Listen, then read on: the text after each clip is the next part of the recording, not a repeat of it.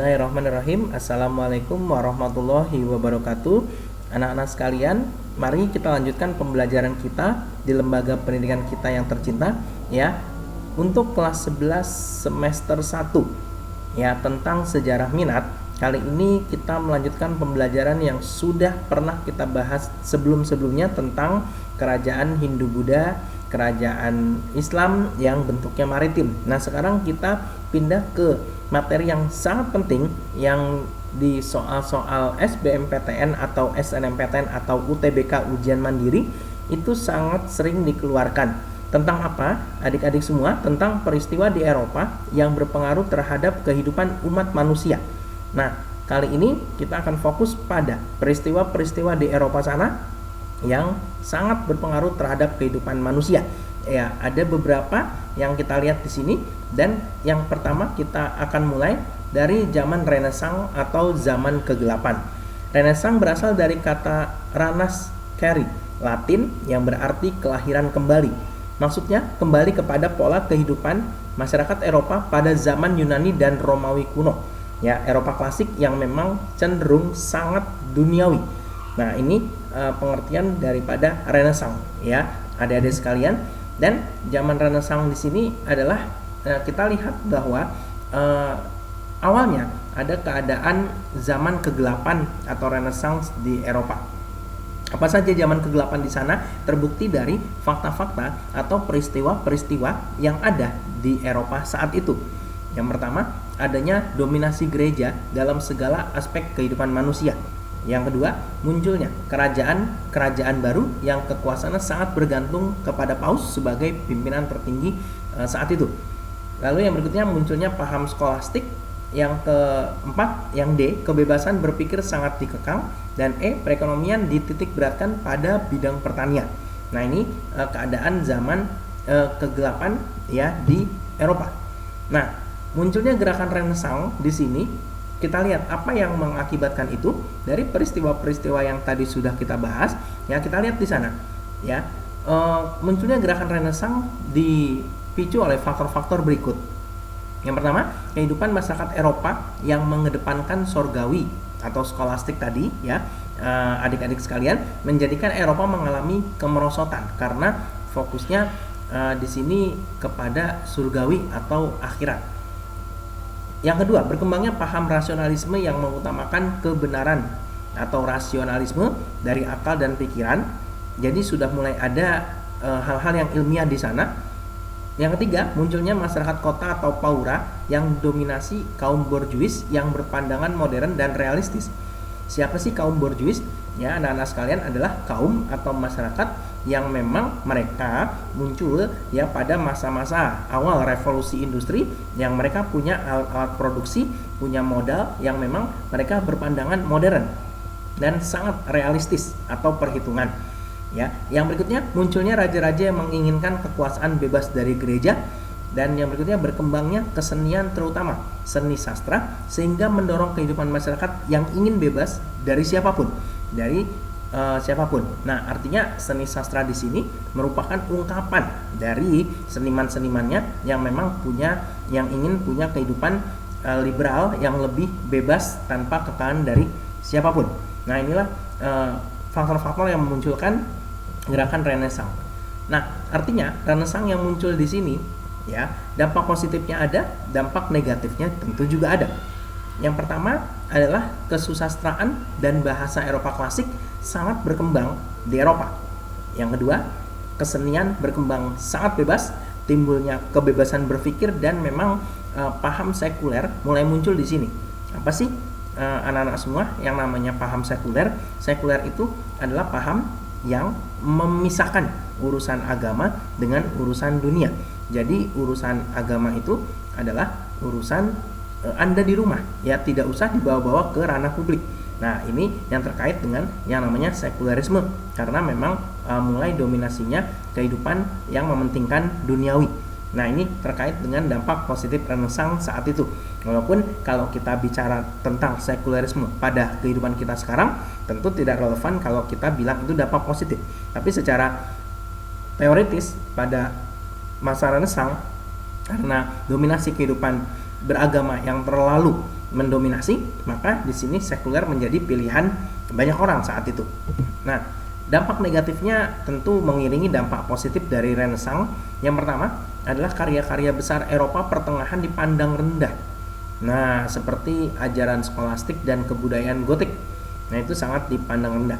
Yang berikutnya, penghormatan pada ajaran gereja berkurang dan berkembangnya nudisme. Di sini paham yang mengabaikan rasa malu dalam bergaul ya atau berpakaian. Nah, ini ada dampak negatif dari Renaissance yang mengutamakan kebebasan ya pada individu. Nah, berikutnya ya dari Renaissance kita akan membahas tentang yang namanya reformasi gereja. Nah, di sini dampak Renaissance juga mengakibatkan munculnya reformasi gereja.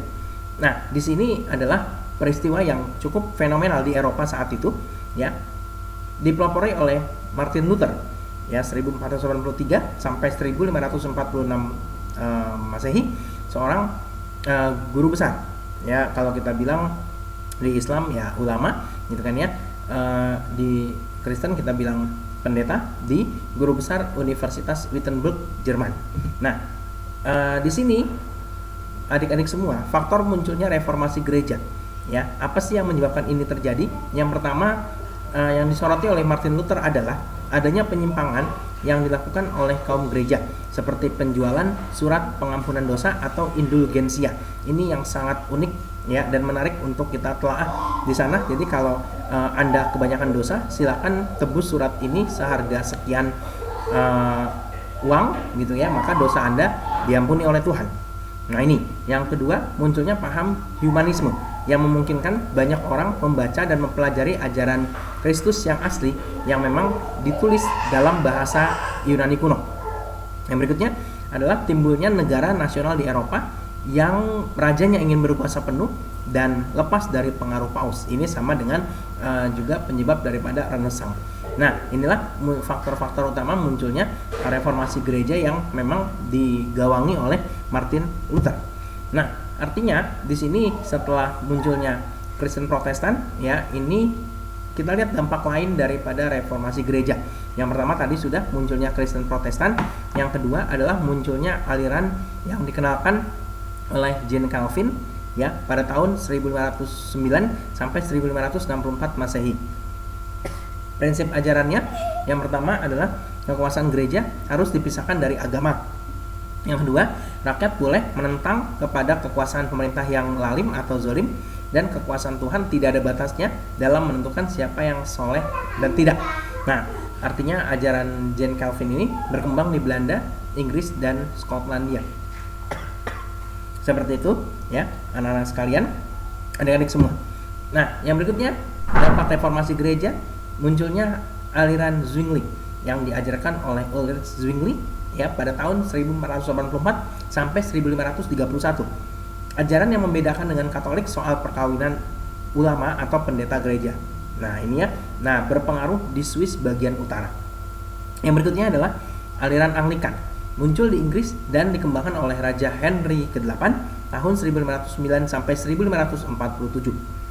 Prinsip ajarannya bahwa kehidupan politik harus terlepas dari pengaruh gereja yang dipimpin paus. Anglikan adalah Protestan, tapi upacaranya bersifat Katolik. Nah, nanti di sini Anglikan terpecah lagi, ada terpecah menjadi aliran Puritan, Presbyterian, dan aliran Independen. Nah, ini tentang Anglikan ya. Jadi dampak reformasi gereja ya memang intinya adalah banyak nanti pecahan-pecahan dari ajaran Kristen yang ada. Nah, seperti itu. Itu tentang namanya reformasi gereja. Yang berikutnya adalah perang salib. Nah, perang salib juga di sini merupakan sebuah peperangan antara Romawi dengan Turki Seljuk dalam memperebutkan daerah suci di Timur Tengah. Nah, ada Yerusalem, Bethlehem, dan Palestina. Nah, anak-anak semua, beberapa faktor yang menyebabkan perang salib, yakni yang pertama adalah penguasa di Palestina mempersulit orang Eropa yang akan berziarah ke Palestina. Yang kedua, penguasaan Syria ya atau Suriah oleh Turki Seljuk menyebabkan kekaisaran Romawi Timur terdesak. Yang ketiga, seruan Paus Urbanus II tahun 1096 untuk membebaskan tempat-tempat suci di Palestina. Nah, kronologis perang salib kita lihat di sini. Perang salib pertama tahun 1096 sampai 1099 Masehi. adanya seruan Paus Urbanus II untuk membebaskan tempat suci di Palestina. Awalnya dari situ. Nah, selanjutnya perang salib kedua terjadi lagi pada tahun 1147 sampai 1149 yang ditandai dengan jatuhnya kota Edessa ke tangan Turki Saljuk. Lalu berlanjut lagi perang salib ketiga tahun 1189 sampai 1192 terkait dengan jatuhnya kota Darussalam ke tangan Turki Saljuk. Nah, yang berikutnya perang salib keempat tahun 1202 sampai 1204. Ya, perang salib perdagangan namanya. Karena Venezia di sini memanfaatkan perang ini untuk mengembangkan ya jalur perdagangan dia dan sekaligus menambah luasnya, ya, menambah ekspansi daripada perdagangan tersebut. Nah, ini terkait dengan perang salib. Ya, berikutnya yang kelima, perang salib 5 tahun 1217 sampai 1229 ya adalah perang diplomatik di sini. Perang salib ke-6 1248 sampai 1254 ya ada serangan pihak Eropa ke Mesir, dan perang salib ke-7 tahun 1270 sampai 1291 adanya serangan Lodewijk ke Tunisia. Ya. Nah, dari ke-7 momen perang ini ya tentu perang ini membawa dampak ya. Yang pertama adalah munculnya kota-kota dagang di Italia. Ada Genoa, ada Venezia, ada Florence dan Pisa. Nah, ini ya ada bagusnya juga ya. Yang kedua, berkembangnya kembali perdagangan antara wilayah barat dan timur. Yang berikutnya, mundurnya golongan bangsawan akibat banyak yang gugur dalam perang. Berikutnya, munculnya golongan rakyat terutama pedagang yang semakin berkuasa. Karena efek daripada perang itu, mereka sekalian untuk menyebarkan ya atau memperluas ekspansi wilayah perdagangan mereka. Nah, ini sekalian nih ya. Dan berikutnya, bertambahnya pengetahuan orang-orang Eropa tentang dunia timur yang pada akhirnya nanti akan mengakibatkan keadaan terjadinya penjelajahan samudra di kemudian hari. Kan gitu ya, anak-anak sekalian. Nah, yang berikutnya adalah di sini dampak perang salib juga masuknya beberapa jenis tanaman dari dunia timur ya ke wilayah barat seperti tebu dan padi, kan gitu ya. Nah, artinya salinglah tuh sudah mulai saling mengenal antara dunia timur dengan dunia barat. Nanti selain tebu, padi juga nanti akan ada usaha untuk mendapatkan rempah-rempah ya yang ada di terutama sekali masyarakat Asia, terutama Kepulauan Maluku atau Spice Island yang gitu ya. Nah, ini yang berikutnya adalah ini juga dampak perang salib, berkembangnya penyakit pes akibat memang beberapa tentara yang membawanya ke Eropa ya, the Black Death, karena memang penyakit pes ini luar biasa karena memang dia adalah ditularkan dari air seninya hewan tikus. Nah, ini dia untuk bagian pertama ya anak-anak sekalian. Nanti kita akan coba diskusikan ini dengan teman-teman kita di kelas. Kita akan buat forum diskusi tentang bagaimana ya perang salib, Renaissance, reformasi gereja gitu ya menjadi sebuah peristiwa yang memang maha penting di Eropa sana. Ya, apa sih yang membuatnya jadi sangat penting? Ya, kita lihat nanti dalam pembelajaran kita dalam diskusi kelas.